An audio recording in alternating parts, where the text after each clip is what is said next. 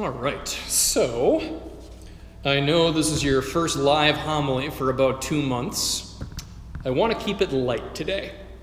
I want to spend at least half of my time talking about what we're doing here in the first place as a little reminder, because we're all out of practice.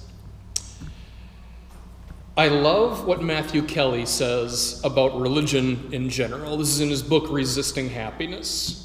You know, he says, what is the end goal for this whole thing? Well, the end goal, frankly, is to become the best possible versions of ourselves that we can be with the help of God. And our happiness is intrinsically tied to that goal. When we are able to fully live out our faith and totally put ourselves in the hands of God, we will grow in lasting happiness. Totally. So why do we need to come to church? You know, why is a live streamed mass not really that great in the long run? Well, we're not fully living our faith. We're not totally putting ourselves in the hands of God unless we honor that last request that Christ gave us. Take this, all of you, and eat of it, for this is my body, which will be given up for you. Do this in memory of me. We just can't skip that step. So, Eucharist, happiness, individuality, and community, it's all connected. It's all linked. And if you rip one of those things out of your life, the other things will suffer as a result. If we are not able to fully practice our faith, well, our ability to grow in lasting happiness is going to be diminished. And our ability to be the best possible versions of ourselves with the help of God will be diminished, and obviously our sense of community will dwindle as well. I say it again, it's all connected. So it is very good that we are all here today, as many people as possible, as safely as possible, because this is essential. This is important. And to give you kind of an analogy of the way I think of what essential means, because that's such a loaded term these days. It's like protein. Protein is essential. You need that.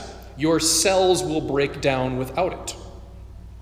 And while you don't need protein literally every meal, it's obviously quite foolish to cut it out of your diet completely. And what I like about this analogy is to say protein is essential. It doesn't take away the essential quality of everything else you need. Carbs, fat, water, vitamins, minerals.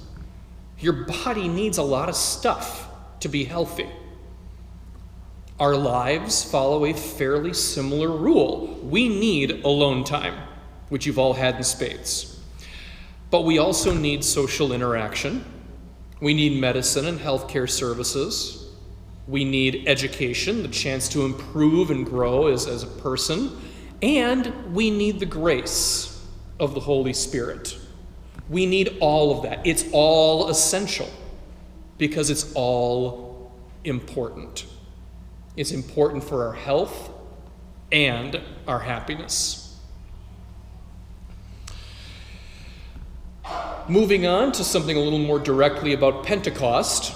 Again, this is the end of the Easter season, and it's the birthday of the church. That's what Pentecost is, the birthday of the church. And I've actually got one friend, it's a pet peeve of his, he hates hearing that. Every time it comes up in conversation, he goes, no, it's not the birthday of the church.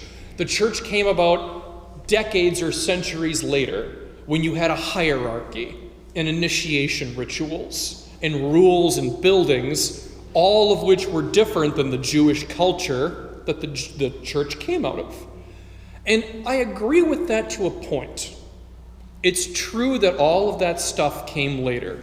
I would go so far as to say that we didn't completely know precisely what we believed in for about 400 years after Christ.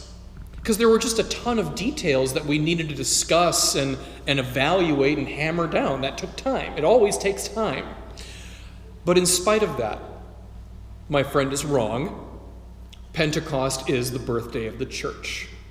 It's the birthday of the church because it's the day the Holy Spirit descended upon the apostles and made a change. It was that day that the disciples realized, for the first time perhaps, that they had to go out and they had to put others before themselves. They realized it wasn't about them, it was about everybody. And that is the heart of Pentecost. Realizing that you can't just hold on to Christ, you got to go out and spread it around.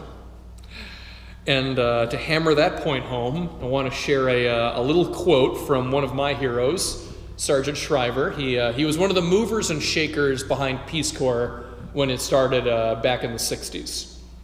And someone asked him, it's a new organization, and someone asked him point blank, why should people do this?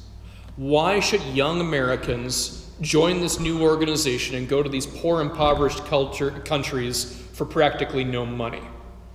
And Shriver, being a good Catholic, he gave a very excellent Pentecost answer.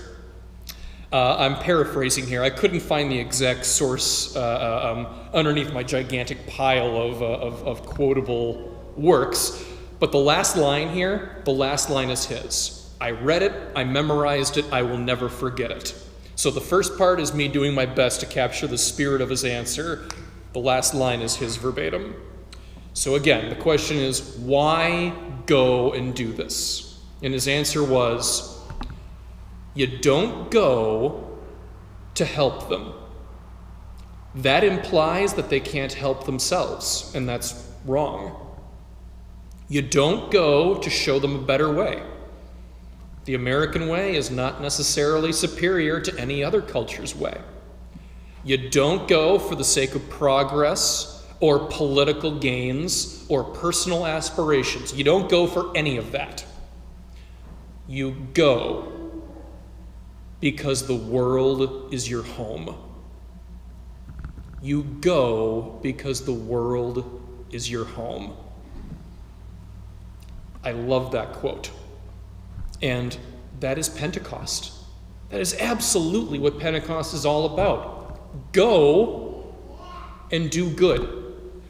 Don't do good to buy your way into heaven. Don't do good for fear that your parents will judge you if you do anything else. You certainly shouldn't do good to keep up appearances.